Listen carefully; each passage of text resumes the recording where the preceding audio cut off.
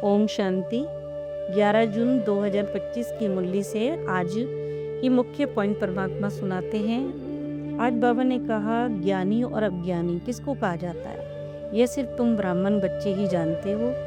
ज्ञान है पढ़ाई, जिससे ही तुम आत्मा और परमात्मा को पहचान पाते हो, और शिव को भी हम बाबा कहते हैं। और जिनके तन में यानी ब्रह्मा के तन में आते हैं ना, उन्हें भी हम बाबा कहते हैं। जब हम मधुवन में जाते हैं, वहाँ लेटर में भी लिखते हैं तो बाप दादा शिव ब्रह्मा बाबा दादा, फिर लिखते हैं ना, बाबा हमसे पवित्र बनने का पुरुषार्थ कराते हैं, पवित्रता की धारणा कराते हैं। तो बाबा कहते हैं हद और बेहद दोनों ही होती है, परंतु बाबा हमें बेहद का पवित्र सत्व प्रधान बनने के लिए पुरुषार्थ कराते हैं। परमात्मा की याद से ही हम बेहद का पवित्र बनते हैं।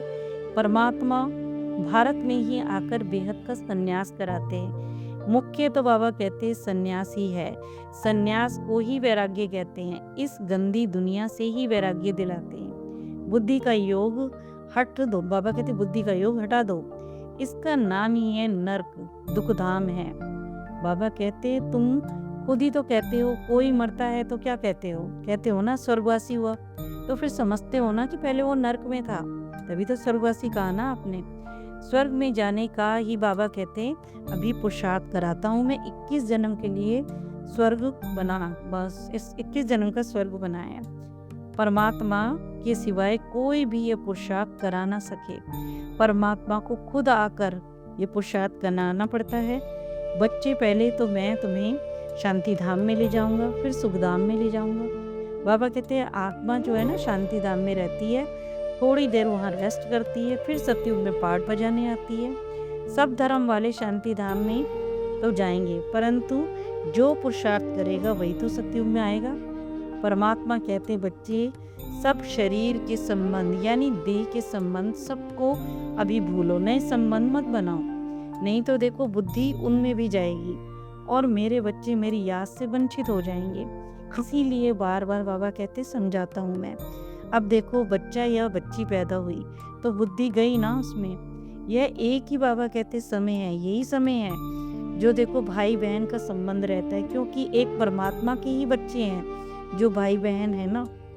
ब्रह्मा के बाबा कहते बच्चे शिव बाबा के बच्चे भी हैं, तो फिर पोतरे पोतरियां भी हो गए ना, ये तो याद रहता है। बाबा से बच्चे बातें करते हैं और क्या कहते हैं कि बाबा कोई तो लिखते हैं फलाने को ले आओ, अच्छा बच्चा है, गुण अच्छे उठा सकता है, ज्ञान को तीर भी लग जाएगा उसे। तो फिर परमात्मा को भी बच्चों को रहम आ जाता है, अच्छा ले आओ। भगवान की सोचते हैं कि ठीक है ले आओ, मधुबन की बात हो रही है। बाबा कहते हैं कल्याण हो जाएगा, बाबा की भी शुभ भावना ही होती है, चलो कल्याण हो जाएगा ले आओ। आत्मा इस समय आत्मा को वरदान है कि उत्तम कार्य करती है, जो करेगा सो पाएगा। कलयुग में कनिष्ठ पुरुष हैं, जो उत्तम पुरुष लक्ष्मी नारायण को नमन करते हैं। फिर बाबा कहते कहा ब्राह्मण बच्चे कोई की भी भक्ति आदि नहीं करते हैं, तुम्हें तो तुम्हारा पिता पढ़ाता है, और देखो घर बैठे तुम कितने साक्षात्कार होते रहते हैं। बाबा कहते हो तो मंदिर वगैरह में जाते हैं, जैसे तुम्हें तो घर ही बैठे साक्षात्कार हो जाता है। बहुतों को तो बाबा कहते ब्रह्मा का साक्षात्कार होता है, परमात्मा इनके द्वारा ही कराते हैं। देखो भक्ति में भी जो जैसी भावना रखता है ना, उसे वैसे ही तो साक्षात्कार होता है। अभी देखो तुम्हारी भावना सबसे ऊंचे बाप में है यानी परमात्मा में, तो बिना मेहनत आप तुम्हें क्या होता है साक्षात्कार बाबा करा देता है ना। पहले देखो आदि सनातन देवी देवता धर्म में बहुत सुख था, पहले तो यही धर्म था ना। फिर अवस्था हमारी गिरती गई, और देखो नए मकान में तो बाबा कहते सुख बहुत था सतयुग में, यानी वो फिर वही मकान क्या होगा, पुराना होने लग जाता है। धीरे धीरे परमात्मा की याद आत्मा को भूलने लग गई, और बाबा कहते हैं आत्मा देहधारियों के संबंध में नाम रूप में फंसने लग जाती है। फिर का एक लौ भी है ना, मेरा तो एक दूसरा ना कोई, वह समय यही है। बाबा कहते एक को ही याद करना है, किसी को भी देखो घूमो भले कितना घूमो फिरो, बाबा कहते पर आत्मा को क्या है, भले आंखों से भी किसी को देखो पर आत्मा को ही बाबा कहते देख के बात करनी है। अब इस शरीर के लिए भी कर्म तो करना ही पड़ता है ना, जैसे शरीर को निर्वाह करना है इस जीवन में, तो उसके लिए सब कुछ ज़रूरत है। हाथों से बाबा कहते काम करते रहो और दिल से परमात्मा को याद करते रहो।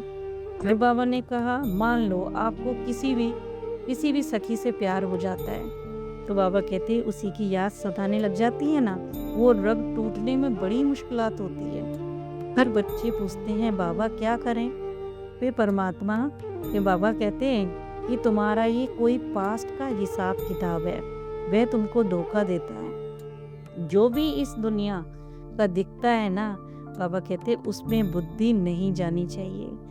तुम्हें परमात्मा टीचर बन पढ़ाते हैं तो बुद्धि कितनी एकाग्र होनी चाहिए। ऐसे भी कुछ बच्चे हैं जो बैठे तो हैं बाप के पास, परंतु बाप को कभी याद भी नहीं करते हैं। पूरे दिन चेक करो कि बाबा को कितना याद किया, नहीं तो चार्ट में बाबा कहते रोला पड़ जाएगा। रोला पड़ जाएगा का मतलब है कि जैसे रात को बाबा हमसे चार्ट लिखवाते हैं, परमात्मा को पत्र लिखकर सोते हैं, तो उसमें फिर क्या लिखोगे? जब याद ही नहीं करोगे तो बाबा कहते क्या लिखोगे? इसी को चार्ट कहा जाता है। परमात्मा कहते हैं बच्चे ये मोस्ट वैल्यूएबल टाइम है, अभी बिल्कुल टाइम वेस्ट नहीं करो। भक्ति में तुमने बहुत टाइम वेस्ट किया था, तुमने दिन प्रतिदिन गिरते ही रहे। फिर कहा श्री कृष्ण का भी दीदार यानी साक्षात्कार हुआ, बड़ी खुशी हो जाती है लोगों को, परंतु बाबा कहते मिलता तो कुछ भी नहीं उनसे भी। अपने पापों को मेरी यादों से काटो तो ही देखो स्वर्ग का पासपोर्ट उन्हीं बच्चों को मिलता है जो याद करते हैं, नहीं तो बाबा कहते बहुत सजा खानी पड़ती है। फिर बाबा ने कहा अपने ताज और तख्त का फोटो अपने पॉकेट में रखो तो याद रखेगी, ताकि जब भी पॉकेट में हाथ डालोगे तो याद आएगी ना परमात्मा की। बाबा कहते उसमें ही मुंह फिर जाएगा। हम नर से नारायण बन रहे हैं, ये सब पुरुषार्थ बढ़ाने की युक्तियां बाबा बताते हैं। कोई से भी पूछो कि सत्यनारायण की कथा सुनने से क्या होता है, अरे परमात्मा ये सत्यनारायण की ही तो सत्य सत्य कथा सुना रहे हैं। फिर कहा अभी जो भी हो रहा है उनका ही भक्ति मार्ग में पुस्तक आदि बनेगा। अभी इस दुनिया का अंत हो रहा है, 5000 साल पहले भी विनाश हुआ था। साइंस वालों को भी लगता है ना कोई तो प्रेरक है जो ये सब करते रहते हैं, समझते हैं परंतु परवश भी हैं वो बाबा कहते, और उन्हें डर भी लगता है। समझते हैं घर बैठे एक बम छोड़ेंगे तो सब खत्म हो जाएगा, एरोप्लेन पेट्रोल की भी जरूरत नहीं पड़ेगी। विनाश तो इस समय बाबा कहते दुनिया का होना जरूरी है। फिर कहा बाबा पुरुषार्थ बड़ा या प्रारब्ध बड़ी, परमात्मा कहते हैं पुरुषार्थ बड़ा है, पुरुषार्थ करोगे तो ही तो प्रलब्ध बनेगी। पुरुषार्थ बिगर रह नहीं सकते। तुम पुरुषार्थ कर रहे हो ना, कहाँ कहाँ से बाबा कहते हैं, कहाँ कहाँ से मेरे बच्चे पूरे वर्ल्ड से आते हैं, पुरुषार्थ करते हैं। फिर कहा ये रुद्रमाला, रुद्रमाला होती है ना, रुद्रमाला नंबरवार आत्मा आएगी भी और नंबरवार आत्मा जाएगी भी। परमात्मा कहते इतने करोड़ों की माला मेरी है, मतलब बच्चों की ना, इतने करोड़ों बच्चों की माला बाबा के है गले में। ऊपर में देखो फूल होता है ना, भक्ति मार्ग में माला होती है, उसके ऊपर सब में ऊपर फूल होता है, वो ही वही शिव होता है, और ये जो दाने होते हैं ना वो सब आत्माएं होती हैं।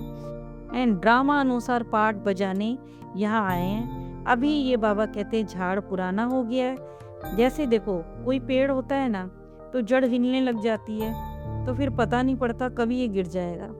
यही बाबा कहते बेहद का वैराग्य परमात्मा हमको दिलाते हैं। वह तो देखो हठ योगियों का, हट का बाबा कहते हट का मतलब हद का वैराग्य है, यानी जो भक्ति मार्ग में होता है ना उसे बाबा कहते हैं हठ योगी। वरदान बाबा कहे हर आत्मा के प्रति श्रेष्ठ भावना यानी ऊंचा उठाने की और आगे बढ़ाने की भावना रखनी है। हर आत्मा के लिए शुभ सोचना है।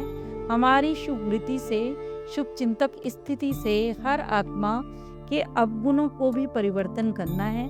किसी की भी कमजोरी को अपनी कमजोरी समझ ना तो वर्णन करना है, जैसे अपनी कमजोरी तो हम किसी को बताते नहीं, दूसरे की बताते हैं। तो बाबा कहते किसी की भी कमजोरी का वर्णन नहीं करना और ना ही उस बात को फैलाना है, अपने अंदर ही समाना है। और उसे ही परिवर्तन करना, यही ये रिगार्ड है। बड़ी बात हो जाए तो उसे छोटा कर दो। अगर कोई निराश कमजोर है तो उसे शक्तिवान बनाओ ना, शक्ति दो बाबा कहते हैं उसे। उसके संग के रंग में नहीं आना, परंतु सदा बाबा कहते हैं उन्हें भी उमंग उत्साह में लाना है। यही है रिस्पेक्ट यानी रिगार्ड देना। ऐसे रिगार्ड देने वाले ही शुभ चिंतक होते हैं। स्लोगन में बाबा ने कहा, त्याग का भाग्य समाप्त करने वाला पुराना स्वभाव संस्कार है, इसीलिए इसका भी त्याग करो। मतलब कहने का मतलब है जैसे कि भक्ति मार्ग में भी क्या हम कुछ भी करते हैं तो क्या कहते हैं, मैंने इसका त्याग किया, उसका त्याग किया।